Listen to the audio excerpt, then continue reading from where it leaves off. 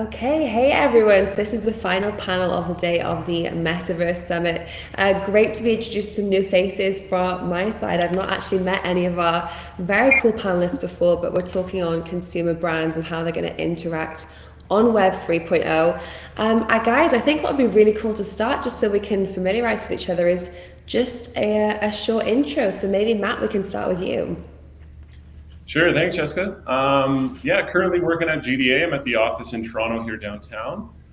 Really excited to be putting together this new business line that we've sort of gotten organized at the start of this year, which is basically a metaverse advisory. We're going to act as an on-ramp for brands to go virtual, and that can include investors, businesses, and virtually anybody who wants to enter the metaverse world, find partners, turn how to make their business into like a virtual experience and leverage basically the up and coming digital marketplace. So definitely a big fit for the Web3 discussion today.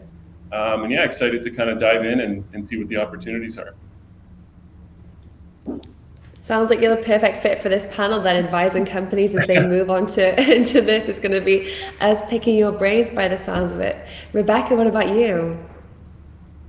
Thank you, Jessica. So I am an advisor for NFT Basel, and I work at Serotonin, which is a strategic go-to-market firm for Web3 clients. My background is many years working at I'd say, within the frontier of the relationship between brands and consumers. So like new ways to connect brands and consumers, new products, just kind of anything new, not your traditional like Coca-Cola classic, here's what we're doing. There's always a challenge to it. So this is really a very clear next evolution of my career into taking these brands and then doing that within the Web3 space. So. Awesome, yeah. Amazing. And Mike, how about you? Yeah, thanks, Jessica. I'm glad to be here with Matt and Rebecca. Well, I spent over 15 years mostly in the ad tech world and then moved into SaaS world. But I had the fortune of working with hundreds of brands over my career so far, all different aspects from experiential to digital. So I'm really excited that today I get to sort of move into, I think, the next more futuristic evolution of the brand world. And obviously there's a lot of brands that are wanting to get into this space. So outside of that, I started Coppola Ventures in 2020 to work closely with brands, both that are trying to get into the digital world. In addition to that, just been investing, advising a lot of folks in the blockchain space. So yeah, currently working with a few brands in the advisory capacity that are really keen to get into this business. Very cool. And from my side, I've kind of been in digital marketing and broadcast journalism and media since 2015, and first was introduced to blockchain and crypto here in Geneva. Since then, I've migrated to work with some of the leading exchanges in Europe, and also CoinMarketCap really on their online expansion. So I've really helped onboard new users into blockchain and crypto, and the natural migration, as you guys have also mentioned, is now Web3, these decentralized applications and metaverse solutions as well. I really think for Gen Z is going to be the future, and I think it's something that I absolutely don't want to sleep on. I'm sure you're all the same. So one thing just to start, because I'm curious to pick your brains, and maybe Matt and Mike, you've both mentioned this as well, is onboarding with current brands that maybe all of us and our viewers also watching are maybe familiar with, that are currently migrating into the metaverse or Web 3.0 world. Matt, maybe we start with you. Yeah, it's been really exciting. Been knee deep already since the beginning of the year, engaging with all sorts of businesses globally that are looking to enter the space in one capacity or another. There's obviously been some use case already with fashion brands entering. There's that really good release from Artifact, the RFTKT spelling, who did the Atari sneaker drop, which is a perfect use case, I think, for basically how brands in the metaverse will be able to engage with their consumers in a really direct way that will not only connect them a little more closely, but directly reward them for doing so. Having these virtual experiences in the metaverse where you can kind of come in, play around, meet some users, and play some sort of games. I foresee QR codes being immediately dropped as NFTs into wallets that can be redeemed out into the real world. There's just so many ways to incentivize using blockchain. So for me, it's been really cool.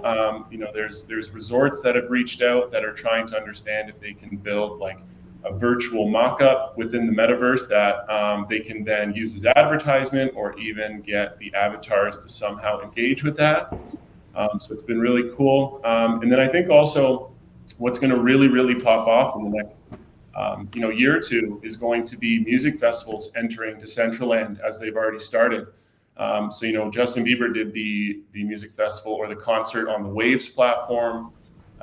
There was the Deadmau5 concert in Decentraland, and essentially the infrastructure is already up and running. We're going to be able to offer that within our sort of advisory consulting services as a package, where as a music service, you can come to us and basically organize like a 2-day event within Decentraland and literally live stream it from the festival directly.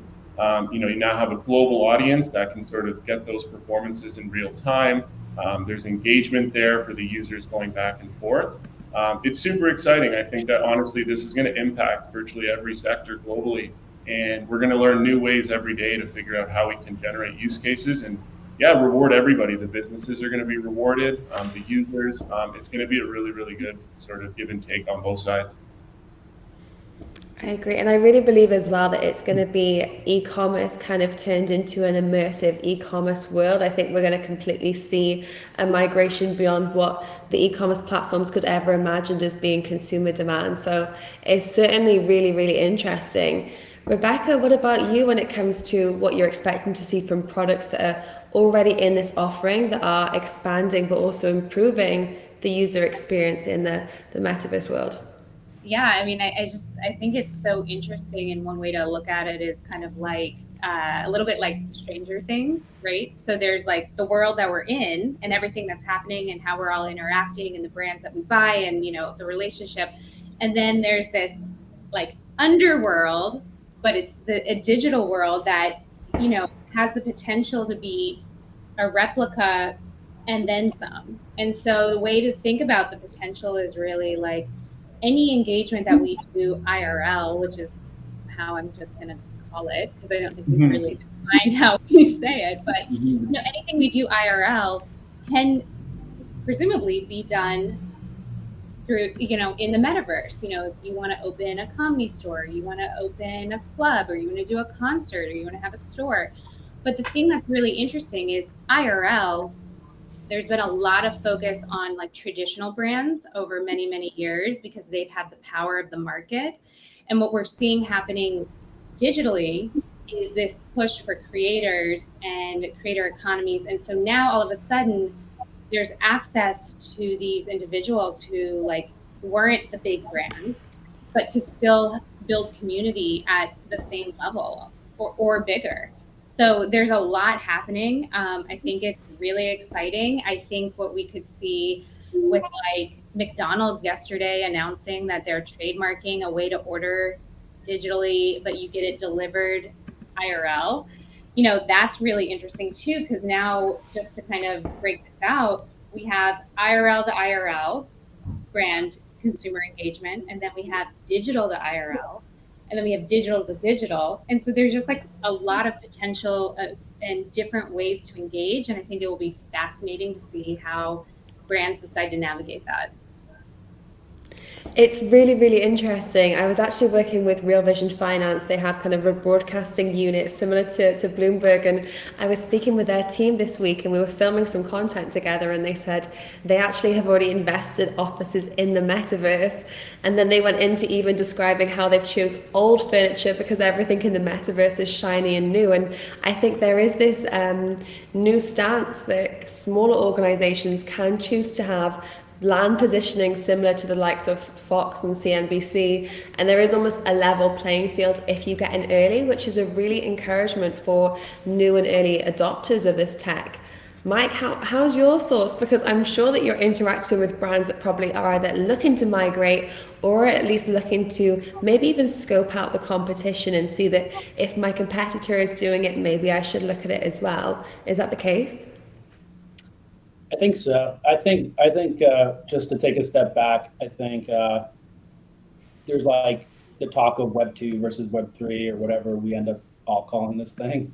But I think there's like Web 2.0 brands getting into this world. So think of like, Matt mentioned some of the luxury brands. We know that whether it's Gucci or Balmain or whoever, they're getting into the space. But these are like pre-existing brands. They've done very well over the years, and they're coming into this world. And then you have kind of what maybe we could call like Web3 brands.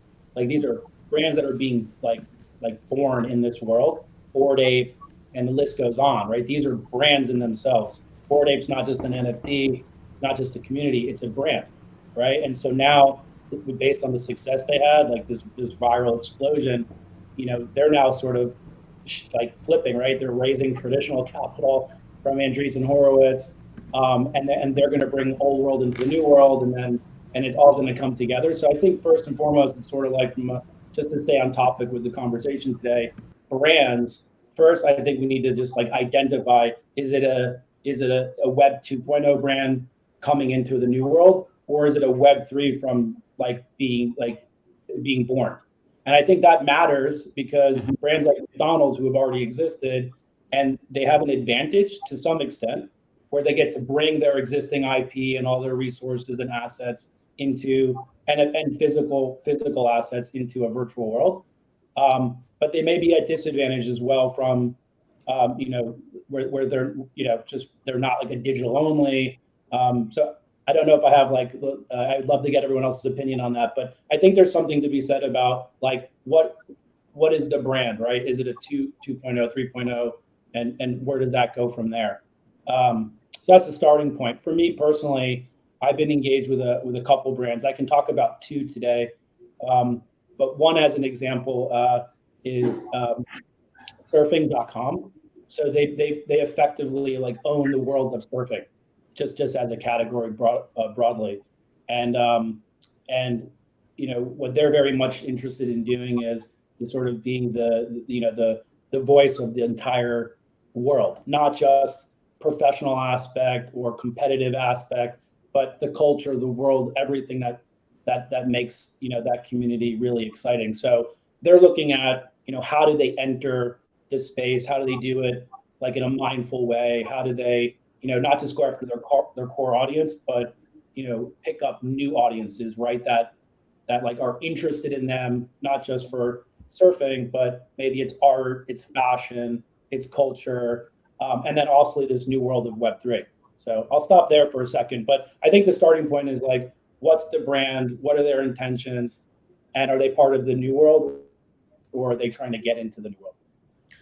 Yeah, you know what? Actually, I want to kind of jump on that point because Mike, I think that's a really cool idea of the Web 2 versus Web 3 type brand. And a great example of that today is actually within Decentraland, there's Vegas City in that top upper left corner of the map. And there's Decentral Games, who are essentially the first casino games company that are creating blockchain-based betting games.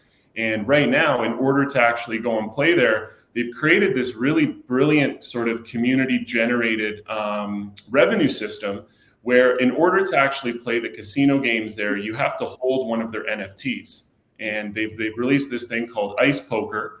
And in order to get the NFT, they do it as a wearable drop. So essentially, in order for you to play their poker game, which is free to play, you have to buy an NFT, which then gives you a piece of clothing that's identified as the Ice Poker wearable.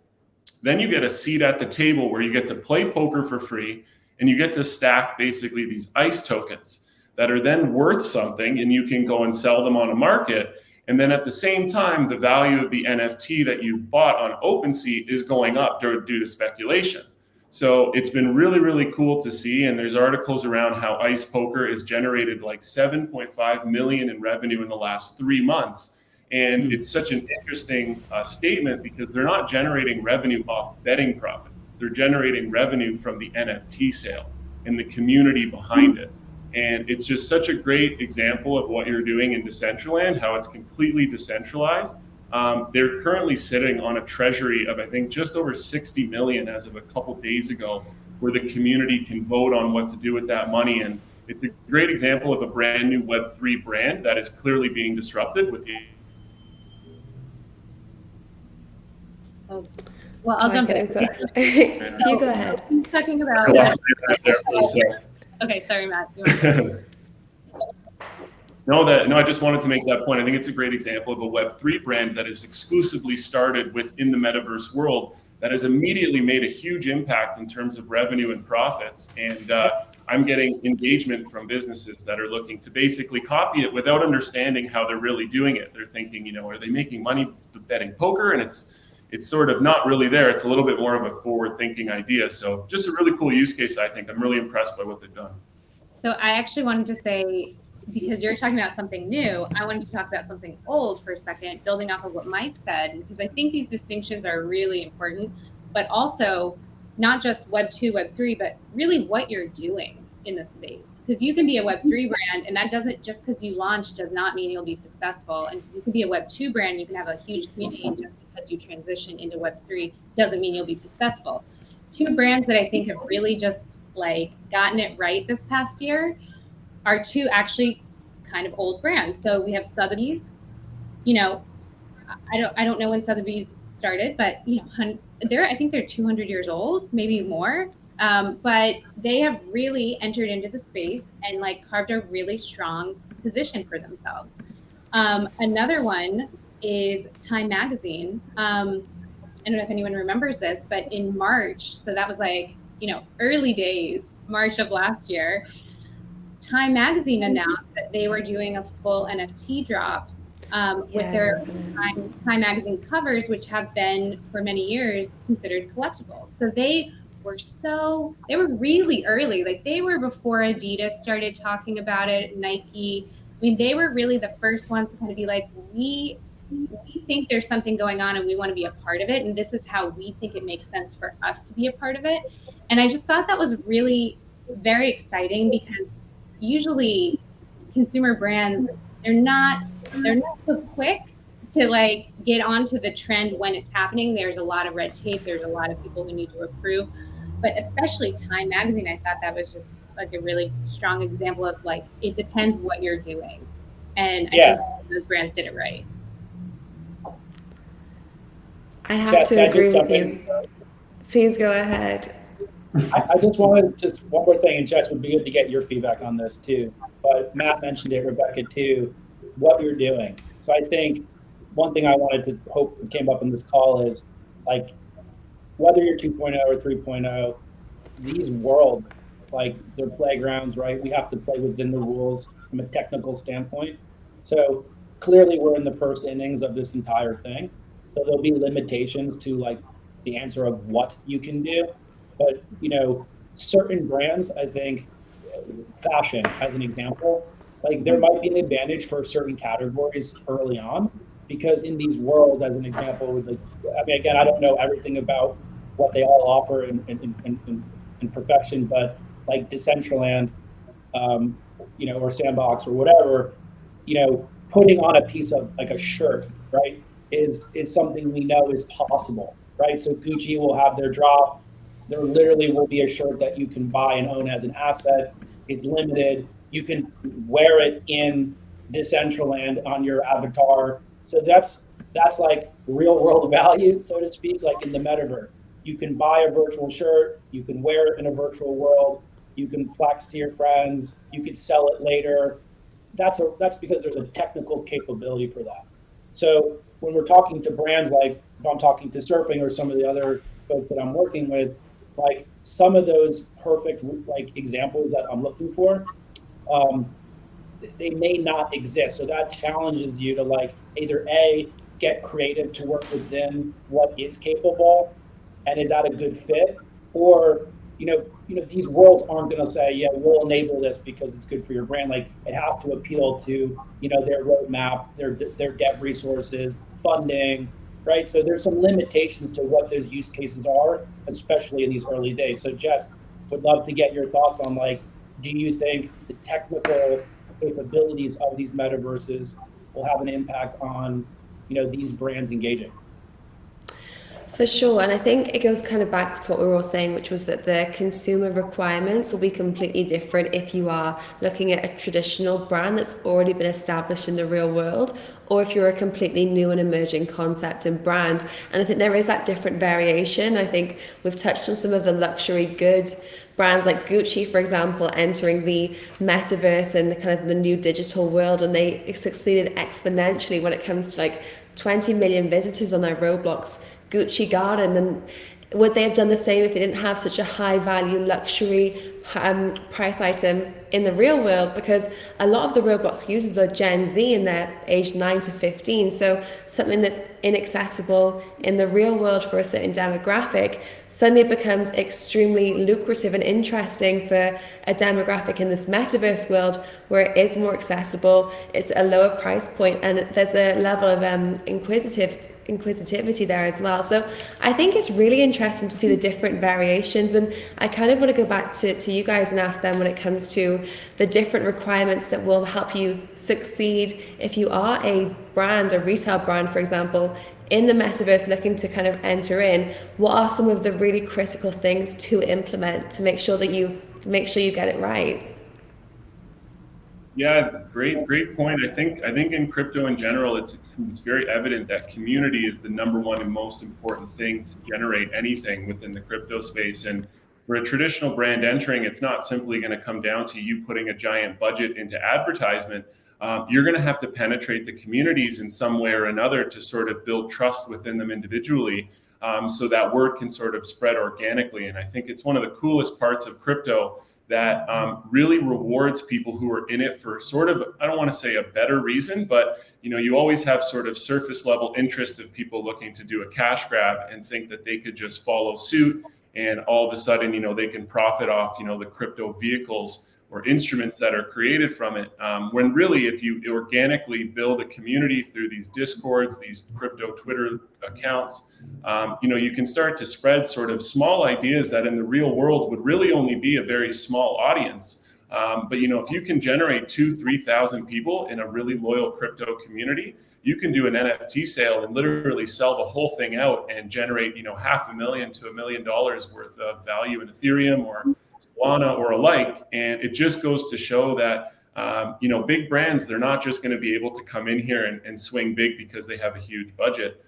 They have to figure out a way to really connect to the audience. And the people that are in crypto, I have to say, are pretty clever. They're pretty smart. They can see through it. And the communities are not just going to jump behind something necessarily because it's recognizable in the real world. Like, they want to see what the roadmap is. They want to see what the ideas are. They want to feel like they're in something exclusive and new. And in order to do that, the brand really has to invest a lot of time into understanding what crypto really is. And I think there's a big learning curve involved in that, and we'll see which corporations are able to penetrate and sort of win. I completely agree with that. And also the fact that I think with the cryptocurrency community, typically there's this immersive element that you have to be immersive and you have to have this creativity and flow, but you can't be invasive. You can't kind of throw your marketing budget at something and just assume that it will work, because the industry is a little bit too mature for that, and they don't respond well to that. They don't view that as something which is almost worthy of the attention that is being forced upon them. I actually think that this is almost a challenge for these brands that have been used to for so long, just putting out a new product. Okay, people will buy it. Oh, they don't? Okay, we take it off the shelf. They haven't really had to be so creative. And this, actually, building off of what Matt said, they're going to have to level up. Like, not just, what am I getting? I'm not just getting the product. What am I getting? A community? What does that mean? Is it events? It's like, it has to be this whole ecosystem of like what it means to be the brand. And I think that that's going to really push brands to have to develop more than they're used to. Yeah, I totally agree with that. And I think that, it's a totally like level setting, like Rebecca, you said it like before, it's a whole new world. There is no precedent. We get to create the precedent right now for a lot of these use cases. And again, like, look at, I'll have to use Bored Ape as another example again, but like, here's a brand that came in, built an amazing community, and like, from a capital perspective, they can launch a clothing line tomorrow and be just as big as any like any other like brand. They could be Lululemon like tomorrow if they wanted to be. So I think brands that are existing, like sort of like the endemic brands coming into the world, I think they need to rethink the strategy. And not that they are, not that they're not. They just need to think about like technically, from a technological perspective, like what are those capabilities? So, you know, the advice I give, the stuff I'm interested in digging in with some of the brands is like really understanding the tech for these different worlds. Like, what are those capabilities? What does the roadmap look like? And then how can you get creative with that functionality? Right? If we go about it thinking like, okay, it's a clothing brand, let's just put clothes on avatars. Sure, that'll work, but we all know that that can't be, you know, the end game. And then if you think of, I think like other brands, I just think it can't just be like the obvious. I think you have to like really get creative and think of ways that you can engage. And to Matt's point, it's all about community. So, what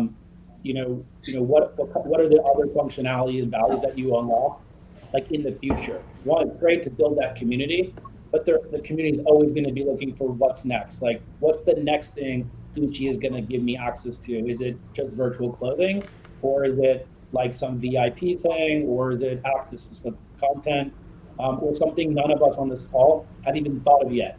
And I think that's what makes it exciting. But mostly for me, it goes back to the technical. Like, we need to know what the capabilities are, and then I think what are the use cases that come out of it.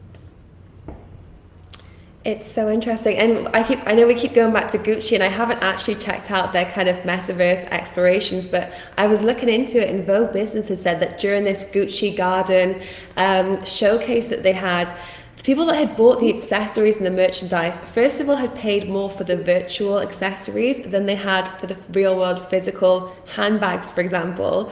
And the second analytic that I saw was that people had actually worn the accessories for 5 hours more than they would in the real world. And I think it goes back to this narrative that it is something which is more tangible and more interesting. I personally actually don't own anything from Gucci, but I found it really interesting. And maybe if I was 9 or 10 years old and I suddenly had access to this online platform where I could kind of live out this gossip girl like fantasy and kind of purchase some exciting things, it does make it really, really interesting as a community element. So it's almost this be ahead of the curve. And I know for a lot of the kind of Gen Z younger age demographics, if you try to explain to them what's more appealing, a metaverse Decentraland concert, which you can go and listen in on, or go into a physical library and renting a book, they're probably going to look at you like you're an insane person for even asking the question. I think we're in a completely new realm now when it comes to this younger demographic that is soon going to be able to start earning their own income in like 3 or 4 years, when we see the Gen Z guys actually be able to spend more money in when it comes to consumer brands. I think that's going to really change everything. Yeah, I think, even looking at Fortnite in the virtual world that's created there, and, you can only imagine how much money they're generating from kids buying these wearables or these dances. And, a great use or a great example that Andrew Kegel sort of outlined was that, if you spend all this money within the Fortnite world and Fortnite decides to pull the plug, there goes all the money that you've spent. You lose all those wearables, all those little emojis or whatever you've bought, and you can't really transfer that anywhere. And the Web3 idea is that even if you were to pull the plug, you would still be able to own it. So, there's that direct sense of ownership with a lot of these sort of gifts or NFTs or collections. And I think that, once those young people start to be able to play in games like Sandbox, and they're able to sort of trade amongst the digital marketplaces within the world, now all of these collectibles are carried with you ongoing, and there's a secondary market for it, which we've already seen. And I just think that the digital marketplace that the metaverse is going to create is going to be so enormous. And I think that's the main part that, people who don't understand crypto are maybe overlooking, is that it's not just simply, the value of the land itself, but it's everything on that secondary market and the excitement that comes from collecting these and flipping these and sending them around and ultimately owning them outside of that world if, there's a change made or something like that, which is obviously the key point of blockchains, where there is no sort of entity controlling it. It lives on that blockchain and it'll stay with you until you decide to get rid of it or whatever you want to do. One of the attendees just commented on the side chat. He said, I buy merch from the NFTs that I own and the communities I'm part of, sort of like not the other way around. Like he doesn't hold a Bored Ape, so he wouldn't buy merch. I think it's actually a really cool point because, like, I think what we're probably going to see is like the difficulty to get into this world is far less than like the physical world. If you wanted to start a clothing company with your friends, it costs a lot of money. It's difficult, right? Supply chain, but to build a virtual brand, like clothing brand, Gen Z can do that like in 24 hours, right? And so if you build the next cool brand, you can build a community. People are going to be proud and represent their merch in a virtual world. So I'm wondering, there'll probably be thousands of brands being like popped up pretty quickly, I think, in this world. Well, and I think the big thing about Web3 and the exciting thing about Web3, you know, I don't know if everyone's seen that meme where it's like Web 1, Web 2, Web 3, but like, you know, Web 2 was completely controlled by companies. And so as individuals, we're engaging, we're doing things, we're building, but we're not really seeing any of the return. And so Web3 as a whole is really just kind of like this focus on this creator economy, which, you know, is a little buzzy to talk about like people who are like creating content, but really anyone can be a part of this creator economy within the Web3 space. And you don't need to have that background of being like a YouTube creator or an artist, or, you know, that's how it started. And we see the success with NFTs and the focus on like digital artists. But yeah, like Mike, if you and I want to go start a clothing line in the metaverse, we can do that. And we are now creators contributing to the creator economy. So yeah, and then do we see like Web 2.0 brands that have, you know, hundreds of millions in the bank, like a Gap? Are they then doing M&A deals? Are they acquiring like these Web 3.0 clothing brands? Possibly, because they want to buy the user. They want to buy the user base, right? I think there's a little bit is happening, but yeah, it'll be interesting. Yeah, I definitely wouldn't undermine though the level of talent and creativity behind some of these Web3 brands. And, you know, I don't think it's so easy to sort of just whip something up in 24 hours. Sure, there's definitely kids in high school that can sort of generate a profile picture mint collection for an NFT and just sort of like generate whatever. There's a bunch of different combinations, but you know, personally speaking, right now we're working with some really big architects in Decentraland, the Decentraland architects, as they call themselves, and they're really the ideas they're exploring for their builds and the way that they want to market what they're doing with their builds and actually generate royalties from it, I think is like actually genius. Which is, instead of you just hiring them as a contractor to basically build you a virtual building or store, you're actually going to be purchasing that building in the form of an NFT so that you can represent that you digitally own that building. And also the builders can show that they've built it and sold it for the price that they've sold it for. So it's all transparent that in order to build some sort of big, extravagant, you know, virtual brand, like this is how much it costs to sort of generate this building. And what's even more clever is that if they decide to then resell that building, the builders will get a royalty for actually being the original creator of it. So it's just this idea of ownership is what got me most excited, even all the way back in 2017 when I really started getting into crypto and, you know, realizing that you're able to paper trail what you've done and own your work from the ground up. And you know, not only is it going to affect culture brands, you know, Bored Ape or clothing brands, but I think music and other art is going to be totally flipped upside down, where the big corporates are going to be left basically holding an empty bag because the artists don't need them anymore. And that idea to me is just so empowering, that a little artist that maybe has a fan base of, you know, 5,000 to 10,000 fans globally can still generate a lot of revenue to maybe fund their next album or their next project simply through, you know, that small loyal fan base, because really they're loyal enough to sort of spend a bit of money to buy in, and then they can show that they own the NFT or the album. And yeah, it's going to be super disruptive in the next couple of years, and the metaverse is definitely going to be a big part of that too.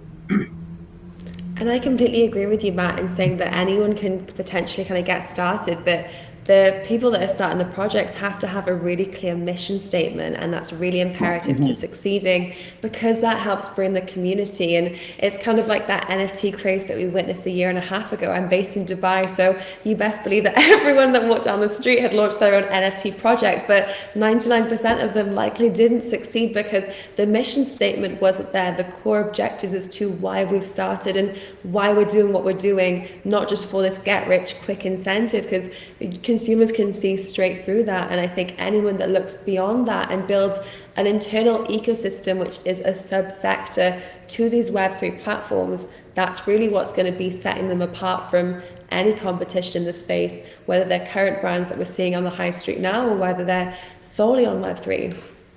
Well, and I think, so what you're saying, when everyone was like, NFTs, oh, well, I can make my own NFT collection, and I can too. And, you know, some succeeded and some didn't. And I think it really comes down to community, and the same thing will be applied to brands. If you're not, just because another brand does it within Web3 does not mean that your brand will succeed. You have to really get to the core of like, well, who's your audience? What do they need? What are your capabilities? What's your existing IP? You know, like, it has to be specific to what the brand can offer. If that's not there and you're just duplicating what other brands are doing, it may not work. Completely. Out of interest, on a slightly side note, did anyone see any of the music concerts you mentioned Decentraland there? There was these kind of like raves that we were seeing starting testing out. What are your thoughts on those when it comes to consumers and like ticket purchases for the Metaverse world in that regard? Yeah, I mean, I was going through not old, but the Deadmau5 concert that happened a little while ago in Decentraland, and just sort of watching it and envisioning where I think this really could end up going, and the connection between the live event and then a virtual event, and, you know, being able to put things like tickets on NFTs, where now not only if you have a concert happening, but if you sell that ticket as an NFT, the secondary market can then be driven from those secondary ticket sales. So instead of now having tickets physical where you have scalpers out in front, you know, you can have tickets where if the seller decides to put it onto a secondary market, maybe the original ticket issuer is going to get a royalty on that sale to ensure that, you know, people are not inflating those ticket sales on a secondary market. I think that's like a really cool example. And, you know, with the virtual world and collectibles, when you go to these festivals and you get these, they're called POAPs. We have a little sticker on the wall, which is a proof of attendance, which is basically can be, you know, an infinitely minted certificate that you've been to a concert or a festival, which then, you know, will enable you to get more things after the fact. Maybe you get exclusive access. Maybe if you've gone to a set amount, you can get backstage to the next concert. You know, the idea of NFTs and tickets, whether it's music or any event, is going to be really impacted. And I think that, you know, as soon as everything becomes really mobile friendly, we start getting all of these dexes on mobile, these platforms to sort of swap things on mobile, it truly will be game over. All these kids at school will be using this on a day-to-day. It will become totally natural. And really right now, it's, you know, as Mike highlighted, it can be like a little bit of a technology hurdle. We just have to sort of wait as things improve. But it's really going to disrupt everything, I think. I'll just jump in and say quickly that, like, I've played around with some of the different live events.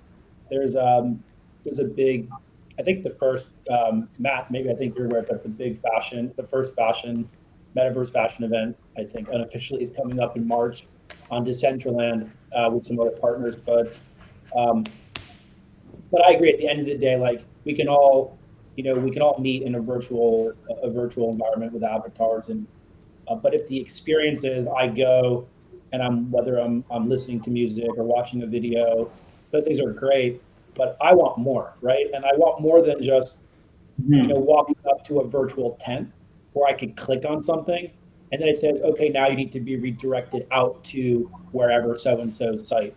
To me, that's okay. That's like subpar. Like, and again, I think it has to do with the capability of the platform. For me, like, I would love to have the fully immersive commerce experience within the world itself. And it should be relevant to the brand and exciting, right? I mean, it's okay that you click out for now. I think that's kind of the functionality. But if I'm going to go to a fashion show and spend $500 to get, sit next to virtual Kim Kardashian, like I kind of want more. I don't know. I like, I'd like to have my wallet and I'd like to be able to maybe shop, so.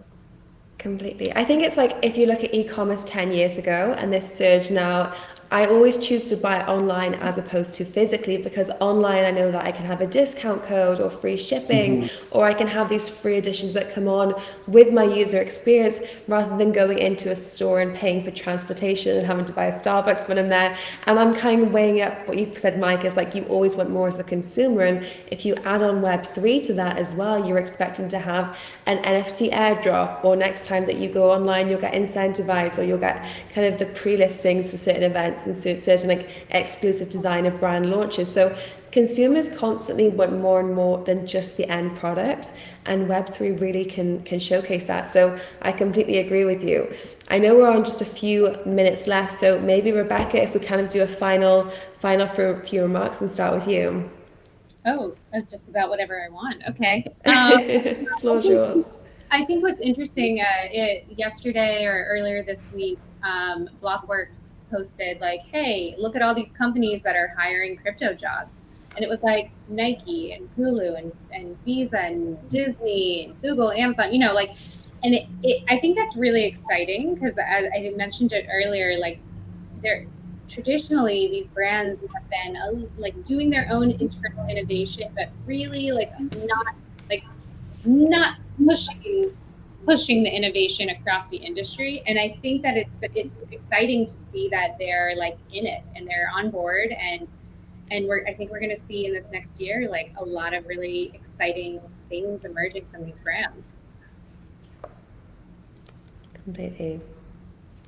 Yeah, I mean, I guess if we're kind of going around, I mean, I have to shamelessly just announce and sort of outline that GDA. We're really excited with everything that's happening in the space right now, and sort of the advisory that we're building around the metaverse here. And we're really looking to engage with anyone that is interested in maybe buying or obtaining some land in the virtual world. If you're a business or brand that's looking for that on-ramp to go virtual, we're able to sort of help you navigate the space and connect you to the right people to sort of build your event or build your virtual business. And yeah, just really stay tuned with everything GDA is putting out, because in the next couple of weeks, we're super excited about the announcements we're going to be making. It's going to be a really exciting year for us when it comes to everything Metaverse and Web3. So the chat today was super, super awesome. And would love to hear from you guys. If you want to reach out, my email is just matt@gda.capital. So send me any questions you have and we'd be happy to chat. That is a very easy email address, actually. We've got no excuse. To wrap up from my side, thanks to Jess, Matt, and Rebecca. Really been great to share the panel with you guys, and for Michael Gordon team setting this all up. Again, just from the consumer brand perspective, we're early. I think the brands that exist today, test, like just get out there, join panels, talk, meet people. I think number one is like, there's no experts in this space, right? Like, it's weird to say that, but if someone's calling themselves an expert, run away from them. Like no one's an expert. You got to get out there and do it and test things. And the brands that have successful brands today, they have budgets, they can shift them. They're going to evolve from one bucket to the other. And you got to keep up with the folks who are building Web 3.0 first, because those are the folks with the smart minds. So you may want to hire those people or partner with them. I like what Matt's doing in the team at GDA. Super, super smart. Personally, I'll continue to invest in great companies that are building, and continue to work with great people like you guys here. So thanks for having me. Awesome, guys. Thank you so much. It was a pleasure to share the stage with you all. And a big thank you to Tally at GDA Capital. It was a very nice conversation. I'm sure we'll have to do it again sometime soon. Absolutely. Thanks, everyone. Thank you for joining. Thanks. Awesome. Thank you.